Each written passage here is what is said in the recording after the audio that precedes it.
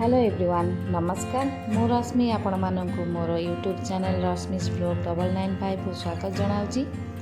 आज मुझे बंधाकोबी गोटे रेसिपीटे बंधाकोबी कषा किपरि आम प्रेसर कुकर बहुत सहज उपाय कम समय बनाई पार तार रेसिपीटी नहीं आसी।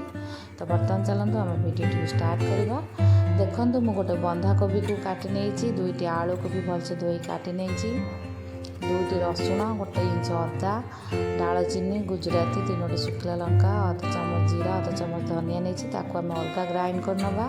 किसी ग्रीन मटर नहीं, दुईटी बड़ साइजर पियाज को स्लाइस कर नहीं, आउ गोटे टमाटो को छोट छोट कर काटी नहीं।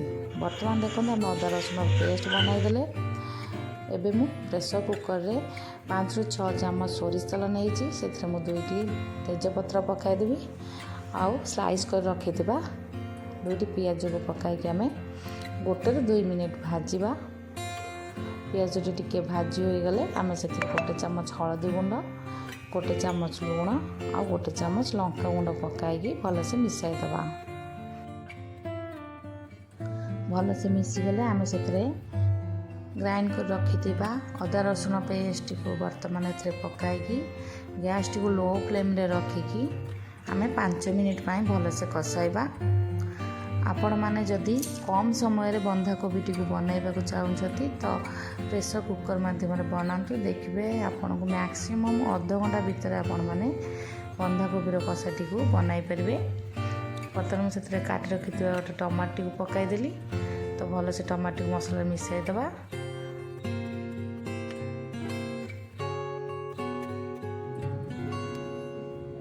बर्तमान आम से काटी रखि बंधाकोबी को पकाइबा।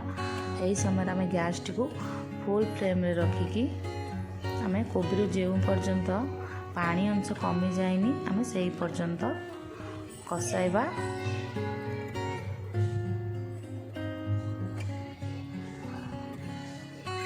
बर्तमान देखो कोबी पानी अंश कमी गलानी।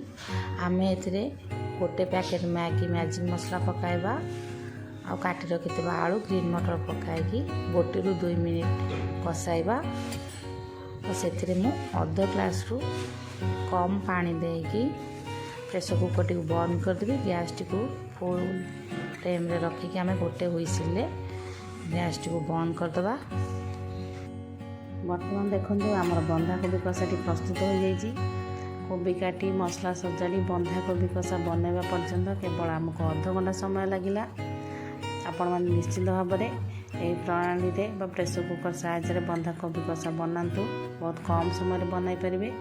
बर्तमान देखो मुझे 1 चामच गरम मसला किसी धनिया पत्र पकाइली। तो जदि आपण मानक आज वीडियोटी भल लगी तो प्लीज़ मो वीडियोटी को लाइक करेंगे, शेयर करेंगे, कमेंट करेंगे और सब्सक्राइब करेंगे।